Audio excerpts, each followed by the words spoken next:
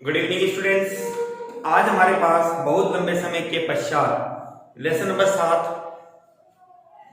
की next video, जिसमें हम टॉपिक पढ़ने जा रहे हैं चुंबकीय क्षेत्र में धारावाही चालक तार पर बल। स्टूडेंट्स, इसके पहले तक की वीडियो में हमने आवेश के बारे में पढ़ा था कि आवेश जब चुंबकीय क्षेत्र में गतिमान होता है तो उस पर लगने वाला बल F equal to Q B B sine theta हमें प्राप्त होता है। स्टूडेंट्स, जो बात मैं आपको बोलने वाला हूं उसको थोड़ा ध्यान से सुनिएगा, ध्यान से समझिएगा। हमारी इस लाइव क्लास में आप एक चीज का ध्यान रखिए, हमने अभी तक इस लेसन नंबर 7 में जो पढ़ा है वो आवेश से संबंधित था। अब हमारे पास चालक छड़ या चालक तार या धारावाही तार से संबंधित घटनाओं का हम यहां अब अध्ययन करेंगे, जिसमें आज की हमारी इस वीडियो में, जो कि बहुत लंबे समय पश्चात आपको मैं लेके आ रहा हूं, यहां पर हमारे पास है कि एक धारावाही तार हमारे पास है, एक चालक तार हमारे पास है जो चुंबकीय क्षेत्र में रखा गया है, जिस पर लगने वाले बल का सूत्र आपको व्युत्पन्न करना है। स्टूडेंट्स, अभी तक हमने हमारी जो वीडियो देखी है, हमने हमारी वीडियो पढ़ी है, आप उसमें इस चीज को देख चुके, पढ़ चुके कि हमने आवेश के बारे में अध्ययन किया है, Q V B sine theta, जो कि बल का मान हमें प्राप्त हुआ था जब एक आवेश चुंबकीय क्षेत्र में v वेग से गतिमान होता है तो उस पर लगने वाला बल F equal to Q V B sine theta हमें प्राप्त होता है। आज हमारे पास है चालक छड़। देखिए, हम आते हैं सबसे पहले इसके चित्र पे। स्टूडेंट्स, हमने ये कहा ये हमारे पास है चुंबकीय क्षेत्र,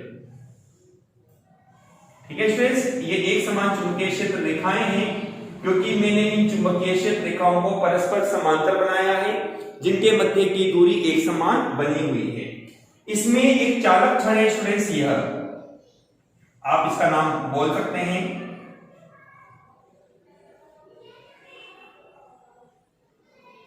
मैंने इस चालक छड़ को नाम दे दिया AB।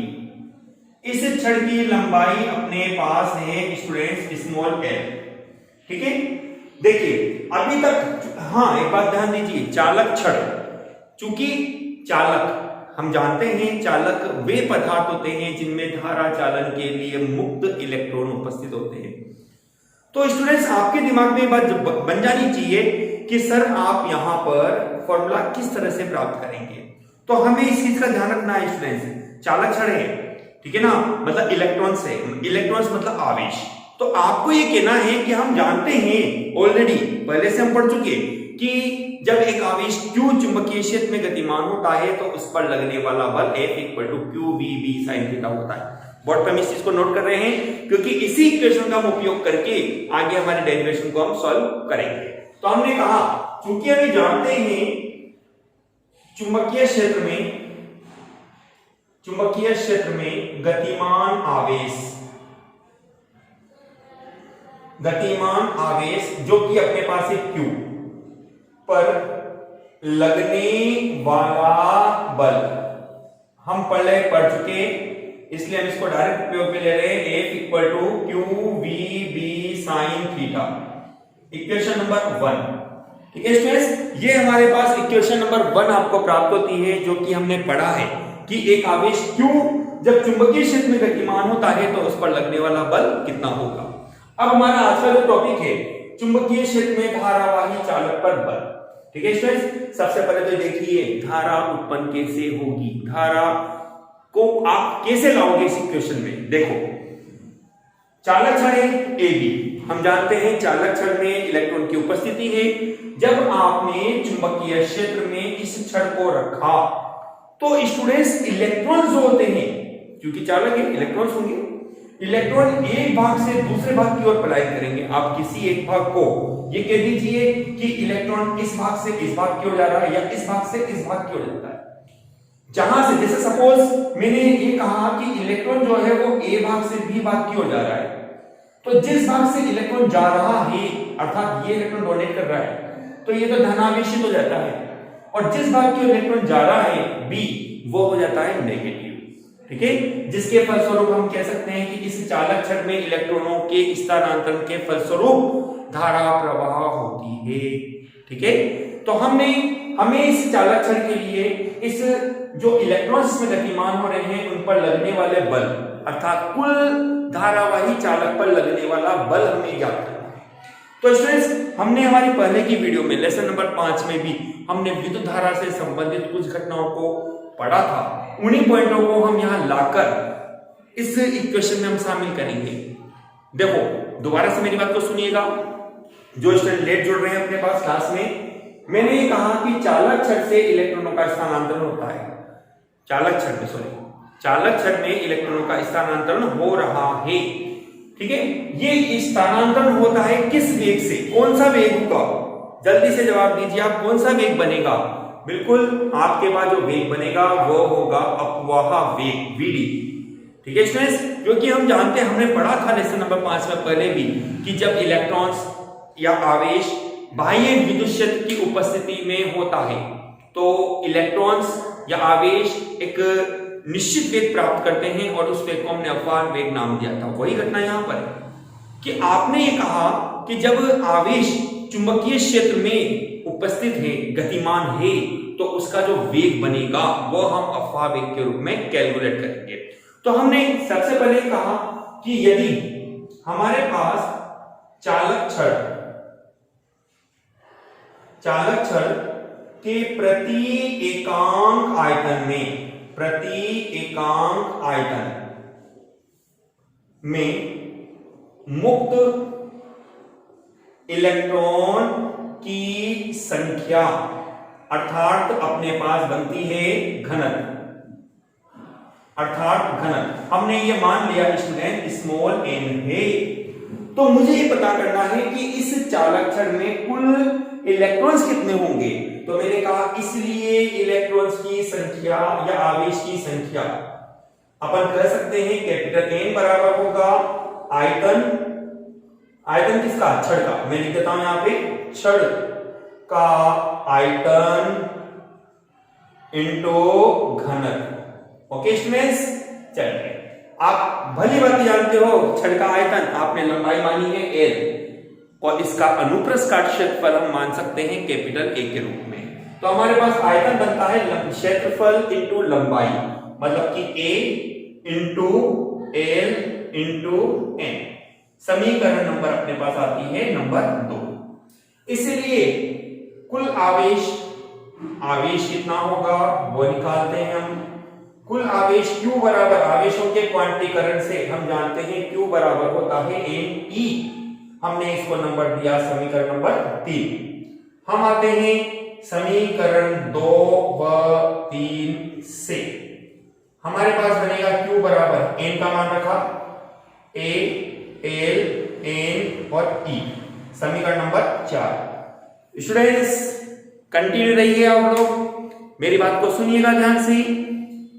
मैंने सबसे पहले ये कहा एक आवेश Q जब चुंबकीय क्षेत्र में गतिमान होता है तो उस पर लगने वाला बल है यह, जो अभी तक की हमने हमारी लास्ट वीडियो में पढ़ा है। एक बार सजेशन थोड़ा सा मेरा ये है आपके लिए कि आप जो अपनी लेसन नंबर 7 की पुरानी वीडियो है हमने बना रखी है, आपको उनको देखें जरूर।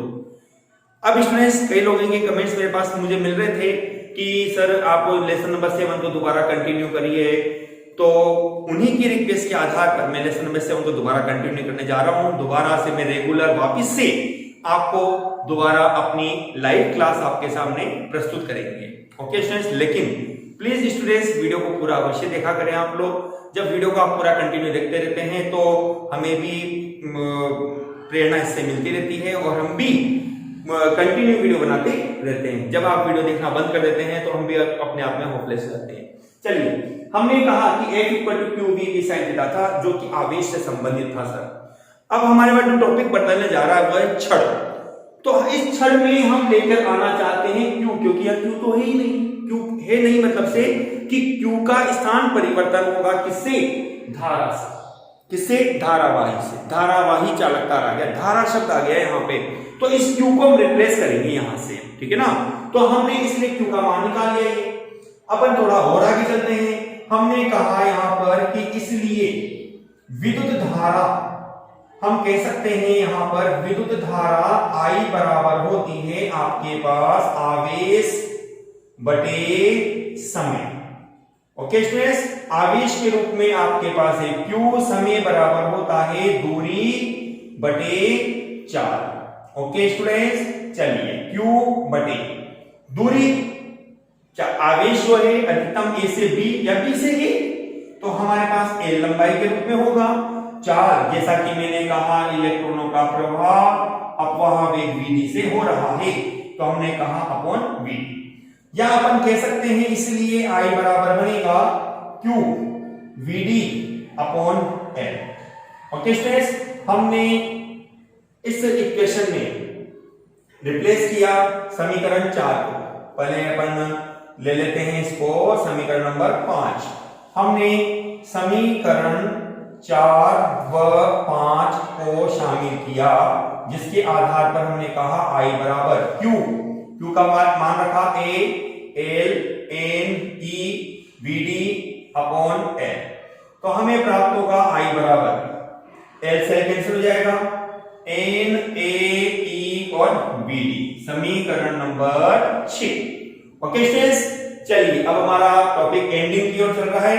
हमने कहा समीकरण 1 व, चूंकि Q को डालना है यहां से, हमने इसमें 4 को इंक्लूड कर दिया। 1 व 4 से हमें मिलेगा F इक्वल टू, Q का मान रखा हमने A L N E V यहां अपवाह वेग के रूप में है, तो हमने Vd नाम दे दिया इसको, B और साइन थीटा। ठीक है, हमने इसमें लागू करी समीकरण नंबर 6 को, तो हमारे पास बनेगा स्टूडेंट्स F इक्वल टू, ध्यान दीजिएगा A N E और V, इसकी जगह हमने रख दिया I, शेष कौन रहा L और B और साइन थीटा। ये हमारे पास आता है फॉर्मूला जो कि हमें चाहिए था स्टूडेंट्स, ठीक है ना, धारावाही चालक पर लगने वाला बल F equal to I L B sine theta. इसको आप सदिश रूप में लिख सकते हैं, F सदिश बराबर होगा I L क्रॉस B। ध्यान दीजिएगा विद्युत धारा एक अदिश राशि होती है, इसलिए इस पर सदिश चिन्ह नहीं आएगा। ठीक है, देखो L क्रॉस B मतलब L क्रॉस B F। यदि मैं यहां पर बल की दिशा ज्ञात करना चाहता हूं, तो ये बल मेरे पास बनता है F equal to I L cross B के रूप में। अभी मैं आपको कुछ नियमों के आधार पर यहां चुंबकीय बल की दिशा ज्ञात करना भी बताऊंगा अपनी इसी वीडियो में, तो वीडियो को अंत तक जरूर देखते रहिए। और मेरा जैसे क्विज कंपटीशन चलता था कि हम सवाल पूछते थे आपसे, सवाल जरूर पूछेंगे जिसके जवाब आपको अपने कमेंट बॉक्स में जरूर डालते रहना होगा। और जो स्टूडेंट्स किसी कारणवश हमारी वीडियो नहीं देख पा रहे, वो यूट्यूब चैनल पे जाके भी अपनी इस वीडियो को देख सकते हैं, लेकिन सवालों के जवाब जरूर दीजिएगा। ओके, चलिए ये हमारे पास आता है धारावाही चालक पर लगने वाला बल। चलिए दोबारा से एक बार और रीड करते हैं इसको अपन स्टूडेंट्स। हमने अभी तक हमारी वीडियो में चूंकि एक चालक छड़ हमारे पास है, तो हमने कहा A लंबाई और A अनुप्रस्थ काट क्षेत्रफल की एक चालक छड़ चुंबकीय क्षेत्र B में थीटा कोण पर स्थित है। इस स्थिति में इस चालक छड़ में उपस्थित आवेशों पर लगने वाला बल Q V B sine theta.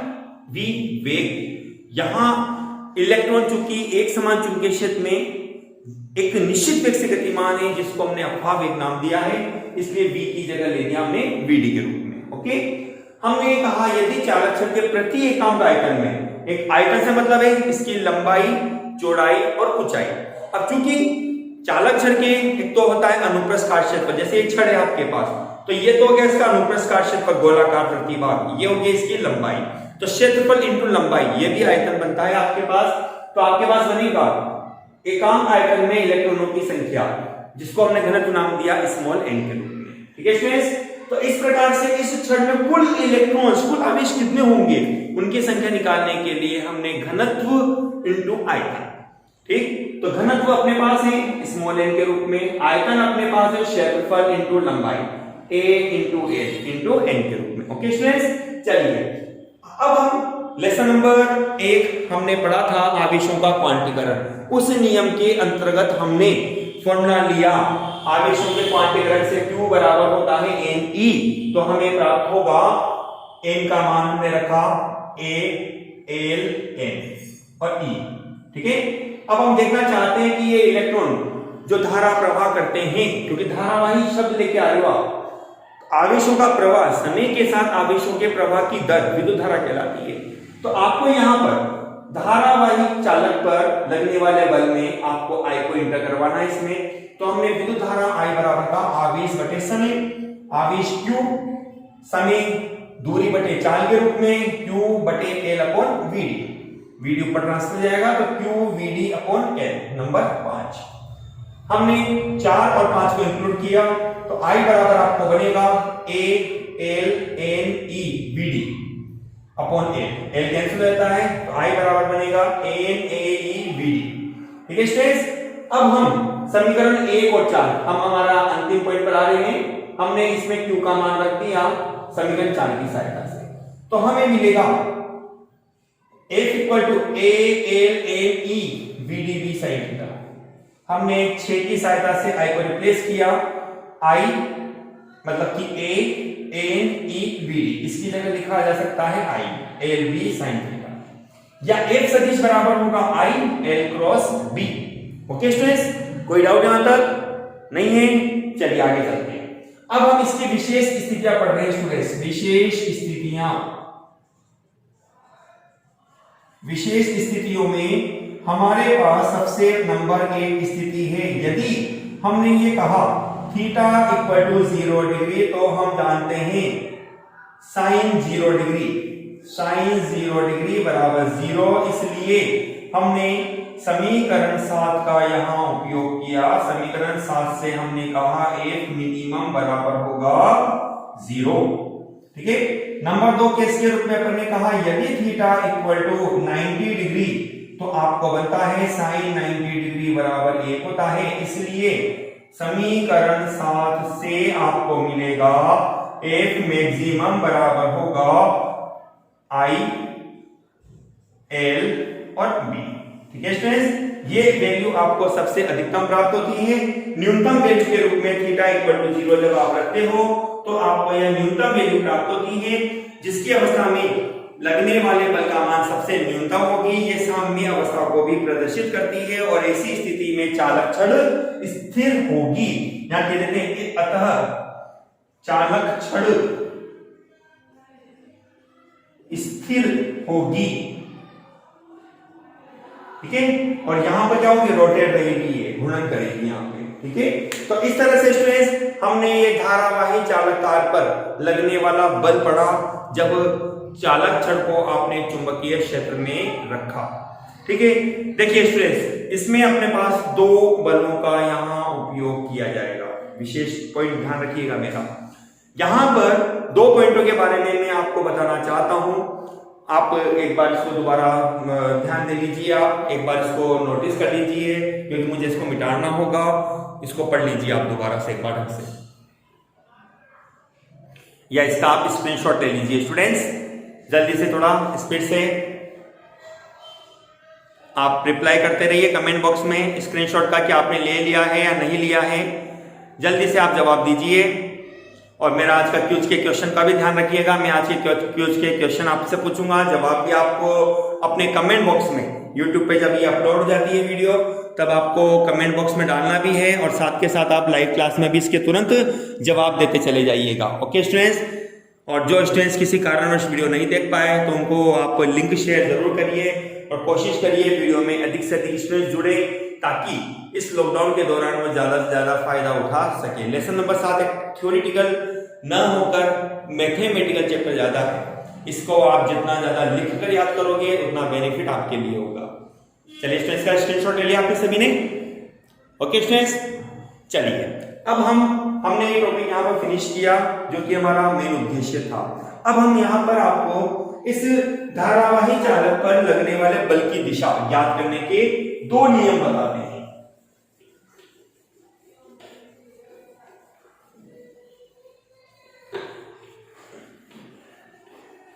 देखिए टॉपिक अपने पास है धारावाही चालक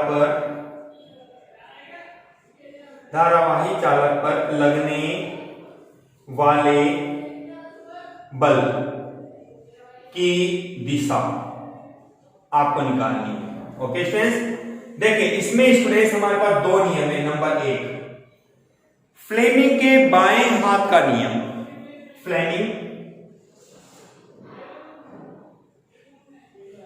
फ्लेमिंग के बाएं हाथ का नियम, बाएं हाथ का नियम।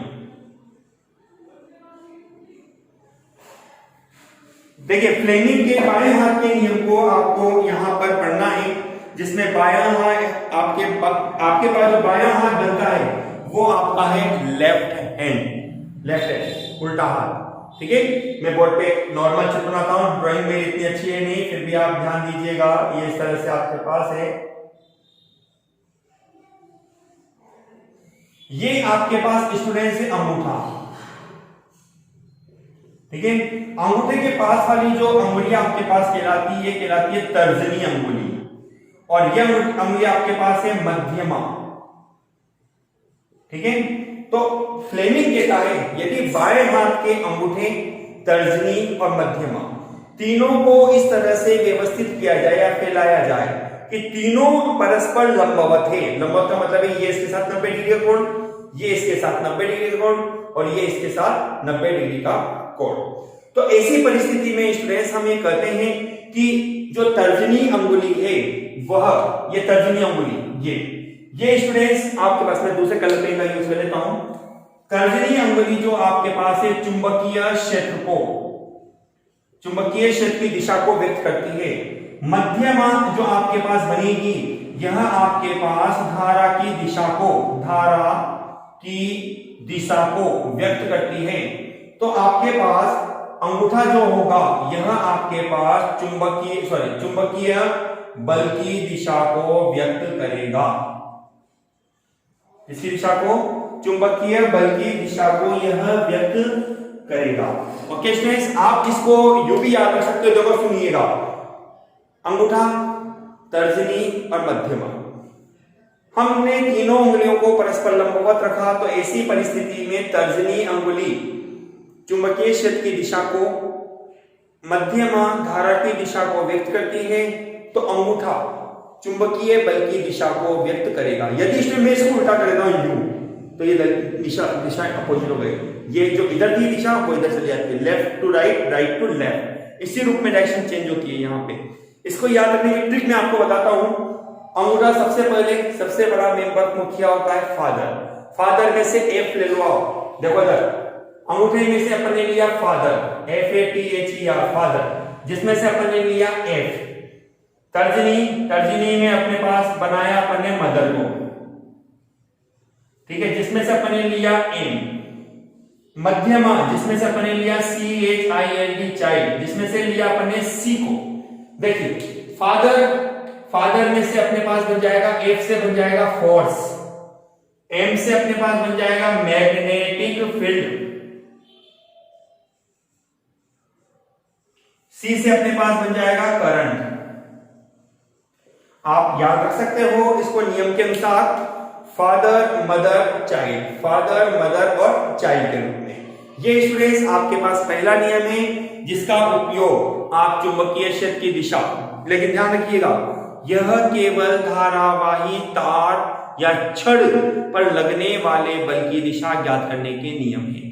ओके स्टूडेंट्स, हमने हमारी पहले वीडियो में जो आवेश गतिमान होता है उसके आधार पे भी बल की दिशा ज्ञात करने के नियम बताए हैं। इसीलिए मैं आपको बार बार बोल रहा हूं, अपनी पुरानी वीडियो को भी आप जरूर देखिए। अब कल से रेगुलर हम लेसन नंबर 7 और आगामी चैप्टर की वीडियो जरूर डालेंगे आपको, आप कंटिन्यू जरूर देखते रहिए। ये तो सिर्फ पहला वीडियो है, पहला पॉइंट है, पहला नियम है, जिसको अभी आपने, ठीक है स्टूडेंट्स, दोबारा फिर देख लीजिए आप। यदि हम बाएं हाथ के अंगूठे को तर्जनी और मध्यमा, अंगूठे के पास वाली अंगुली तर्जनी कहलाती है, मध्यमा, तर्जनी के पास वाली अंगुली मध्यमा को इस तरह से व्यवस्थित करते हैं कि तीनों अंगुलियां परस्पर लंबवत होती है, तो तर्जनी चुंबकीय क्षेत्र की दिशा को, मध्यमा धारा प्रवाह की दिशा को व्यक्त करती है, तो अंगूठा चालक पर लगने वाले बल की दिशा को व्यक्त करता है। जिसको मैंने ट्रिक के रूप में आपको बताया, अंगूठा फादर, जस्ट उसके पास में मदर और उसके नेक्स्ट चाइल्ड। फादर में से एफ ले लो, फोर्स बनेगा, मतलब कि चुंबकीय बल। तर्जनी में से जो कि हमने मदर नाम दिया है, जिसमें से एम ले लो, मैग्नेटिक फील्ड बनेगा। करंट जिसमें से हमने सी लिया है, जिसको हमने चाइल्ड नाम दिया है करंट के आधार पर। ठीक है स्टूडेंट्स, इस तरह से आपके पास यह फ्लेमिंग के बाएं हाथ का नियम होता है। नेक्स्ट नियम आपके पास है दाएं हाथ का नियम। आपके पास नेक्स्ट नियम स्टूडेंट्स है दाएं हाथ का नियम। दाएं हाथ का नियम, दाया हाथ का मतलब है सीधा हाथ आपका। देखिए स्टूडेंट्स, इसका भी एक मैं नॉर्मल चित्र बना रहा हूं, ड्राइंग इतनी है नहीं अपनी।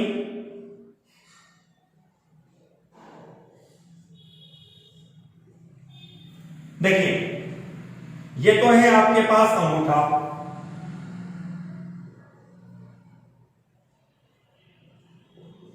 ये है आपके पास अंगुलियां। मात्राओं की अशुद्धि हो सकती है, हिंदी मेरी इतनी अच्छी नहीं है, देख लीजिएगा। ये आपके पास कहलाती है इसकी हथेली। ठीक है स्टूडेंट्स, देखिएगा, यदि मैं नियम कहता है, दाएं हाथ का नियम कहता है, यदि दाहिने हाथ को इस तरह से फैलाया जाता है कि फैली हुई अंगुलियां चुंबकीय क्षेत्र की दिशा में, ये फैली हुई अंगुलियां जो है वह चुंबकीय क्षेत्र की दिशा में, तथा अंगूठा जो है वो आपके पास धारा की दिशा में होता है, तो हथेली को जिस दिशा में घुमाया जाएगा, हथेली को जिस दिशा में घुमाया जाएगा, वह आपके पास चुंबकीय बल की दिशा को व्यक्त करेगी।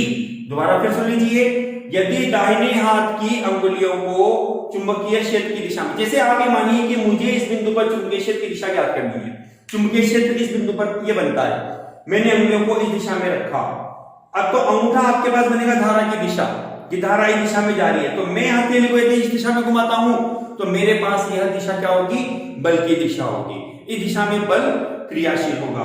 तो इसको अपन कहते हैं हथेली। मैंने अपने इस नियम के आधार पर बनाया थप्पड़ का नियम। थप्पड़ का नियम ऐसे कि जैसे थप्पड़ मारने के लिए अपन हथेली को जिस दिशा में घुमाते हैं वो बल की दिशा है, जिसको टारगेट बना के जिसको थप्पड़ मारना होता है वो अंगुलियों की ओर है आपके पास। तो हमने कहा फैली हुई अंगुलियां चुंबकीय क्षेत्र की दिशा में, अंगूठा जो बनेगा आपके पास धारा की दिशा में, ठीक है, और हथेली को जिस दिशा में घुमाया जाता है वह दिशा चुंबकीय बल की दिशा को व्यक्त करती है। ओके स्टूडेंट्स, आई होप आपको यह वीडियो अच्छी लगी होगी, आपने दोनों नियमों को अच्छे से समझा होगा और हमने जो टॉपिक आज आपको पढ़ाया है उसको आपने अच्छी तरह से समझा होगा, अपने नोटबुक में नोट भी किया होगा।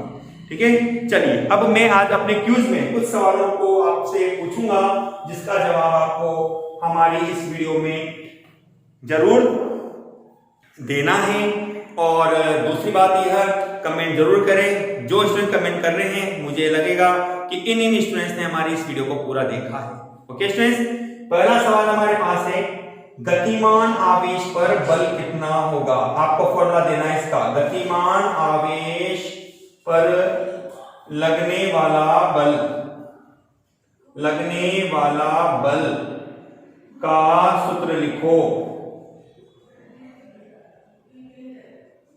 नंबर 2 पॉइंट आपके पास है स्टूडेंट्स, ठीक है ना। नंबर 2 सवाल के रूप में आपके पास बनेगा, ध्यान से सुनिएगा। नंबर 2 सवाल आपके पास है कि फ्लेमिंग के बाएं हाथ का नियम, फ्लेमिंग के बाएं हाथ का नियम किस भौतिक राशि की दिशा ज्ञात करने में उपयोग में लिया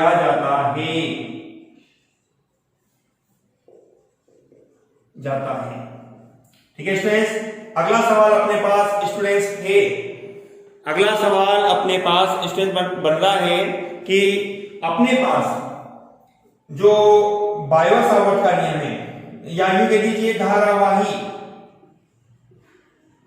तार पर स्थित बिंदु पर चुंबकीय क्षेत्र कितना होगा। ठीक है स्टूडेंट्स, नंबर 4 अपने पास है, यदि आवेश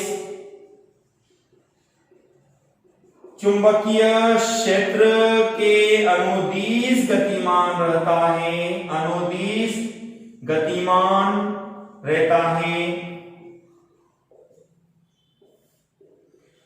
तो